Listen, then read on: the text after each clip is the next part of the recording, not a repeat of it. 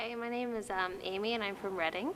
PGSHC is the Pennsylvania Governor's School for Healthcare. It's a school of excellence. It's one of 8 schools in the Pennsylvania that you can apply for during the spring of your junior year, and you find out whether you make it in May.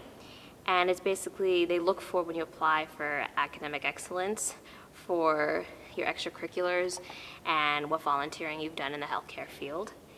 And I think it's an astounding program. It's a wonderful experience so far, and you're exposed to a lot of things in the healthcare field that people who want to do the same thing as you do will not ever get the chance to do.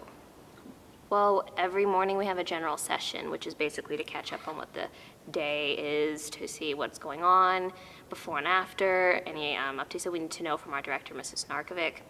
And then we break up into our we have 2 main courses that we take. We have one that's a concentration course, one's a FIP course. It's a smaller course that we had all chosen after we had found out that we had acceptance here.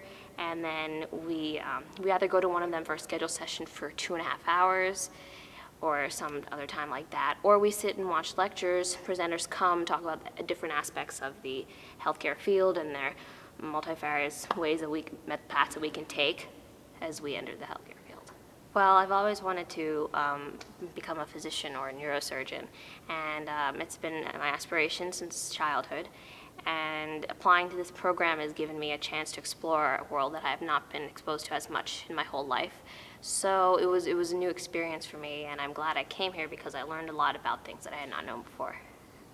The student body, they're all very accepting of diversity, and they come from different backgrounds, and it was one of the experiences that we had talked about, that we had all thought that it was supposed to be a nerd camp, but it's not at all.